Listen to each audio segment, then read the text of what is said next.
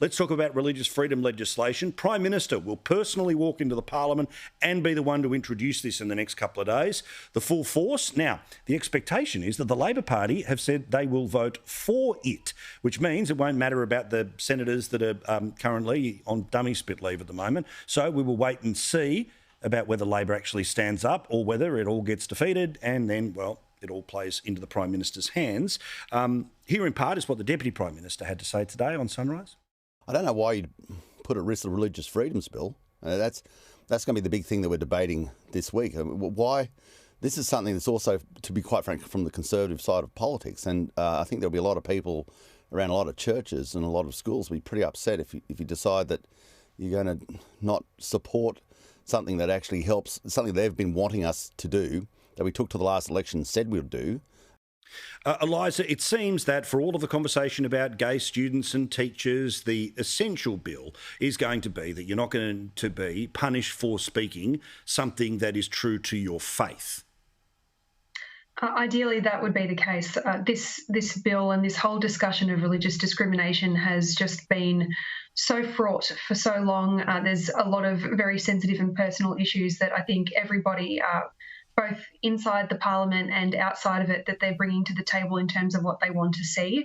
I definitely think that there is merit in ensuring that people do have the right of religious expression and the freedom to do that. In saying that, I hope that it doesn't become a sort of Trojan horse for being able to discriminate against people in certain workplaces. I don't think that would be acceptable, and I believe that was something that, for his part, Joel Fitzgibbon, he definitely threw his support behind the bill, but he also said he wouldn't want to see that giving rise to discrimination. So I think it's got to be something that is balanced, that takes all of these issues into consideration. Yeah, I mean, Gideon, here's a better idea, and I sort of said this way back in the Abbott days in 18C, right?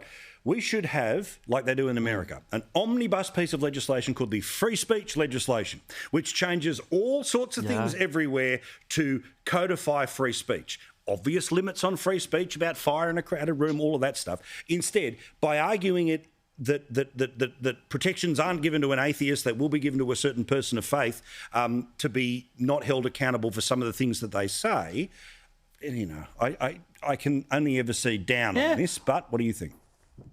No, I agree. I agree 100%, Paul. Look, I am very, very supportive of religious freedom, and it is a problem in this country that anti-discrimination law and other things does make it impossible in some instances for people of faith to, in good faith, proselytise their deeply held beliefs. But you shouldn't, I don't see why you should protect speech, give free speech to people for religiously motivated speech and not politically motivated speech, or just something that they feel like saying because that's their God-given right, because they're a human being and they should be able to say whatever they like, say for fire in a crowded theatre and so on. And the other thing about this, Paul, is it will force a court to say, well, was that religiously motivated? Is your religion actually a religion? You know, I feel comfortable with this idea of Australian courts adjudicating on what a religion is. I think that's perverse. So religious expression is good, but this is the wrong way to go about it. Yeah, but here's the other idea too, right?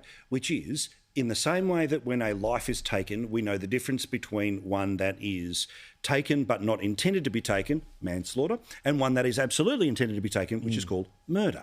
Now, that, therefore, somebody tells a joke but they don't intend for it to offend is treated differently than somebody who intends to offend. And while you can't get inside people's brains, you can certainly hear tone, you can hear the words, you can see the locations things are being said and what the consequences were. That's how I would have gone this, but we'll see. Now, also we're talking, before we get to the preference deal thing, we might in fact do that after the break. Eliza, what do you think here about Andrew Forrest, a man who's got very wealthy off mining, who now wants to get even wealthier off green energy, suggesting that we need to pull back on the support that is given to those who use diesel as part of their work life? You know, like the transport industry, which last time I checked is still going to be significant in the oh-so-green world.